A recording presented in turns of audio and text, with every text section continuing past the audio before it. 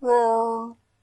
Hey toy fans, Aaron here, and the vintage collection is officially back on the toy shelves, and I'm quite excited about that. One of the reasons why I like this line so much, obviously it's a very nice premium looking card back. You get a nice photograph of the character that you're purchasing as they were seen in the movie, and just by that alone, that informs you so much about the figure you're buying. You recognize the scene. It'll help you recognize the movie. And like I said, just overall, it's a very nice presentation, and it really looks good when you have it hanging on the wall with the other figures in this line. But anyways, one thing to note as you're out shopping for these, take a close look at the blister, because unfortunately, in 40 years of making toys, Hasbro still has not figured out how to keep this plastic bubble on the card back. There is tape on these cards, I guess in case they fall off, but most of the ones I found were in decent shape. Some were like halfway unglued. So as you're out shopping, keep a close eye for that. But anyways, on to today's review, where we take a look at the 3 3/4 inch Snoke. So let's head to that table and check this one out.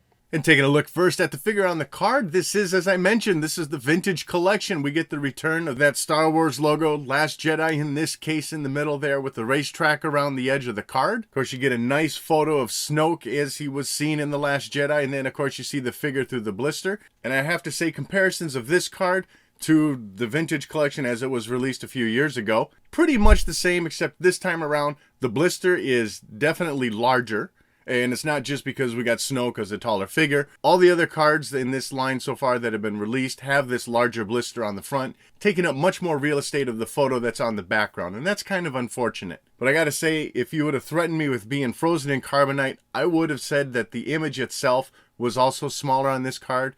But as you can see next to, for example, this Darth Maul card, that racetrack, the image, that's all the same size. So no changes there. And on to the backside, things are a little bit different here in this case. First up at the top, you see he is VC121.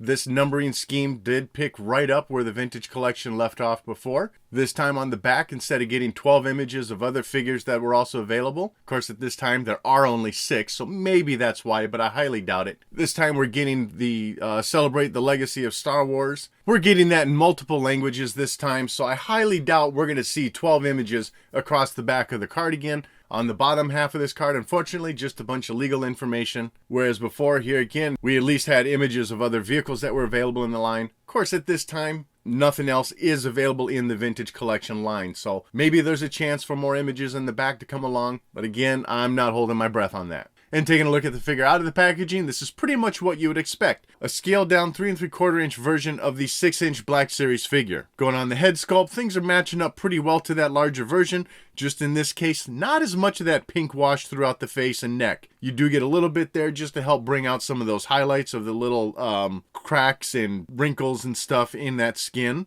So overall, I do think things are still looking pretty good here. Eyes are painted in pretty nicely. One thing I'm not fond of is this gold piece of plastic that's wrapped around his neck. I'll just pop it off the turntable here for a moment, but this is just pegged in through the back.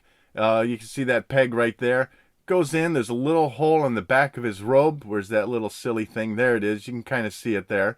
And then that then pegs into the back of his neck. Why they wouldn't have just put this in on the underneath side, glued that fabric on, is just beyond me. It would have looked a lot better. One thing you could do if you're so inclined, so I just tuck this in first and then bring that robe up and around over that. You know, it's not going to give that the best look either. It's going to kind of bunch up and make him look like he's got big football shoulders. So, you know, if you're a customizer or something, you might want to tack that down first with some glue. One thing though, you are going to have a little hole that kind of shows through the back. It's very small, so it's not really that noticeable, but overall, I think it would help the appearance of the figure much better. Going beyond that though, the rest of the figure is absolutely as you would expect. Soft goods for that gold robe. Nice little sparkles sprinkled throughout, certainly representing what we saw of him in the movie. You do see the wrinkled hand sticking through the sleeves of the robe, and then on his left hand, he's got that Mustafar stoned ring sculpted and painted on that hand. The belt that he's got on, again, nothing we haven't already seen on the 6-inch version. Nice detailing to the sculpt of the texture of that belt. Nice gold painting to the front side of the belt. Otherwise, the edges of it and really the back side of that belt is just purple. And this belt is also removable, just held in with a little peg, slides off around the waist. And then the robe he's wearing is also removable. Gonna get a little scary here. But just give that a slide off, and then that reveals a very styling Supreme Leader with a white tank top and white pants. Get this back on the turntable. You still get a fully fleshed out figure here, no pun intended, but certainly nice painting along the arms. Now those elbow joints are sticking out there, not looking the best, but honestly that's just the price you pay for all this added articulation, and you're definitely going to have that problem with a figure with as thin of arms as this guy has. But on the bright side, you're most likely going to have him on display with that robe on, so you're really never going to see these joints anyways. And moving on to that white tank top, it's just, you know, sculpted plastic fabric, what you would expect to see, and same thing for those white pants. At the bottom of the legs, you do have some more skin showing there with some pinkish wash to that. And then, of course, the golden slippers that he wears. A little bit of detailing and stuff sculpted in there for those. So certainly a great sculpt to the figure, showing off how disfigured he is and stuff. And now going through the articulation of the figure, which is probably best to show off without that robe on. That head area, of course, you got great range of motion through there. A little bit of tilting, a little bit of nodding up and down and stuff. At the shoulder area, you can bring those arms very high up there, and then, of course, they swivel around. At the elbow area, you're going to get your bend in there, well past 90 degrees, and then, of course, he's going to swivel at the top part of that elbow. As for the hands, each one does articulate side to side. So really pretty large range of motion there. And then, of course, you do have your swiveling on each wrist. At the waist area, you know, lots of crunching there. You can swivel all the way around. At the waist area, you got lots of articulation through there. Certainly you can bring the legs out to do the splits. And then within that hinged area, you can also swivel the legs around through that top part. And then also, just like the 6-inch figures, you got a top of the thigh swivel in through there. At the knee, he does just have a single joint, so you still get a good bend in there. And then he also swivels at that knee joint also. At the ankle area, this peg is super thin, and he is meant to have that normal hinge joint of going forward and back. Unfortunately, the hinge is tight, and that peg is small, so you, at least on mine, got to be pretty gentle on it, otherwise you're going to bend the peg, but still, you do have good range of motion through there, and then it also swivels around at the top of that foot. So overall, you're certainly getting a plethora of articulation with this 3 3/4 inch figure.